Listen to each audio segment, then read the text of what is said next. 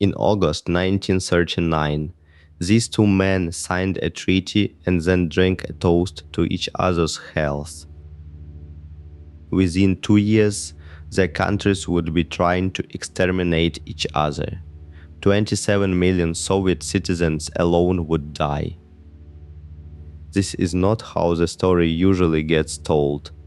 Usually it starts with the invasion. It should start here with two sworn enemies becoming allies, on paper, for 1 hour of champagne. And with a secret clause that one government spent 50 years insisting did not exist.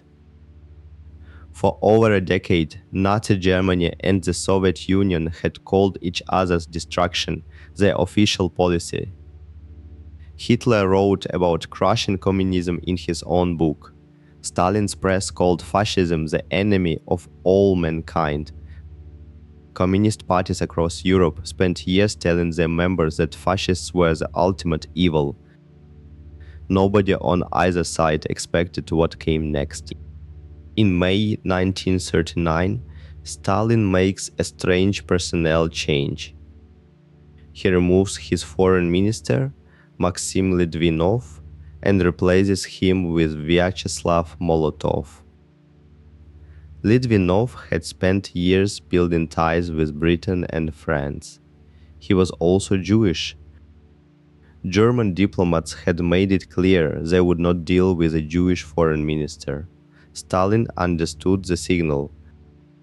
Molotov has no such history. Talks with Berlin can now begin without an obstacle. For years, the two countries had barely spoken. Now, suddenly, everything moves fast. On the 23rd of August, Hitler's foreign minister Joachim von Ribbentrop flies into Moscow.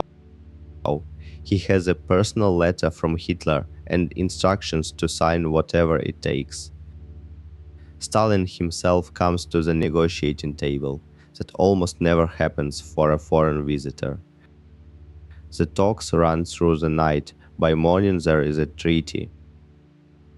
Officially, it is a non-aggression pact. Germany and the Soviet Union promise not to attack each other. Ribbentrop signs, Molotov signs, Stalin stands beside them, and someone brings out champagne. Stalin proposes a toast to Hitler's health. A photographer is there to record all of it. The photograph is published within days.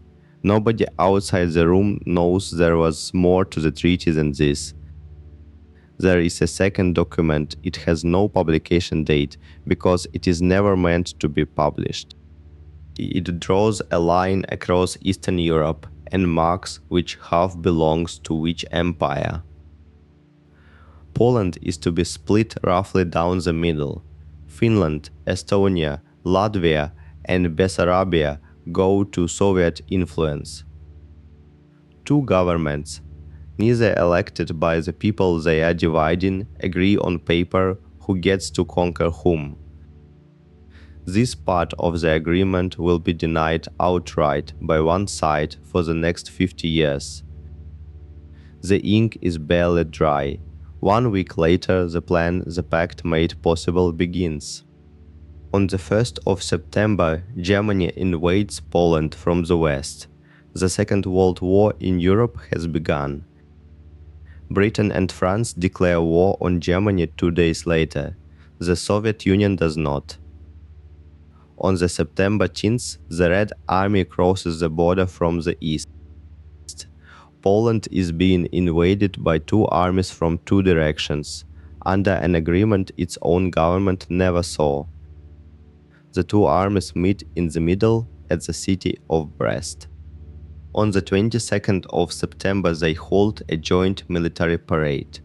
German and Soviet officers stand together on the same platform. Two armies that will be trying to kill each other within 2 years salute the same flags on the same day.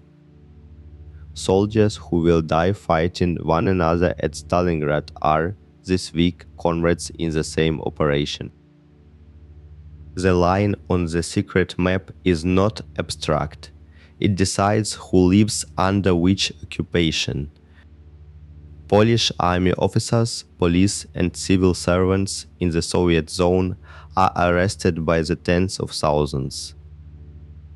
In the spring of 1940, thousands of these officers are taken to a forest near Katyn and shot. The Soviet Union will blame this on Germany for the next 50 years. The truth is confirmed only after 1990. Meanwhile, people who fled fascism years earlier are still living inside the Soviet Union.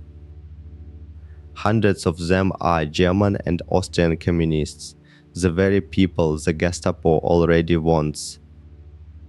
As a gesture of the new friendship, the Soviet Union hands an unknown number of them over to Germany directly. People who ran from the Nazis are delivered to the Nazis by the one government that had promised them safety.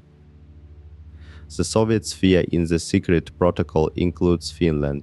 Stalin expects a quick surrender. In November 1939, the Red Army invades. The Finns, badly outnumbered, do not surrender. Molotov tells Soviet radio that bombs falling on Helsinki are actually bread deliveries for the starving Finns.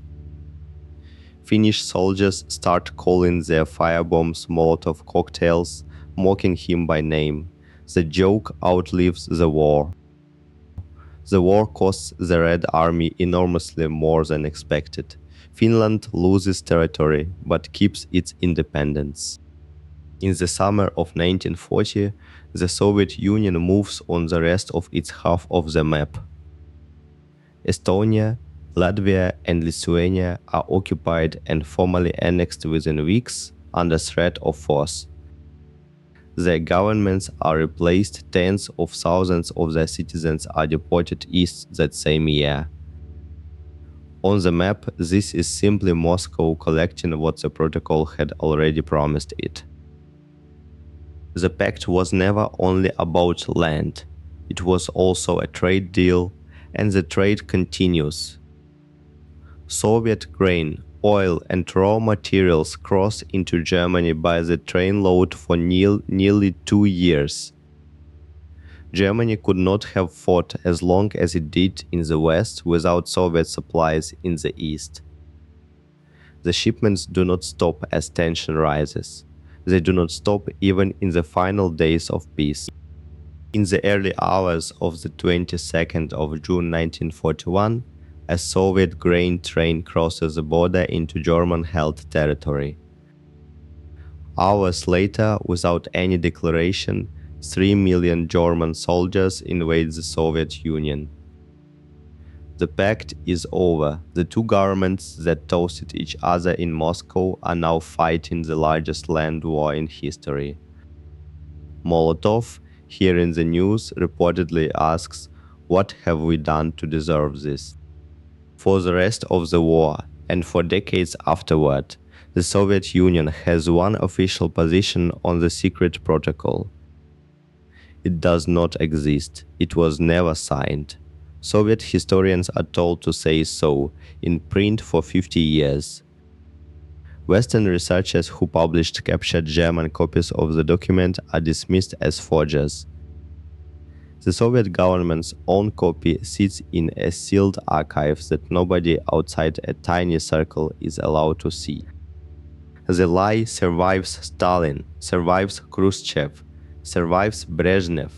It does not survive Gorbachev. In 1989, a Soviet parliamentary commission is finally allowed to examine the archive. They find the document, the secret protocol is real, and it always had been. The Congress of People's Deputies formally condemns the protocol its own government had denied for half a century. Today, the 24th of August is marked across the European Union as a day of remembrance for the victims of both regimes. It is called Black Ribbon Day.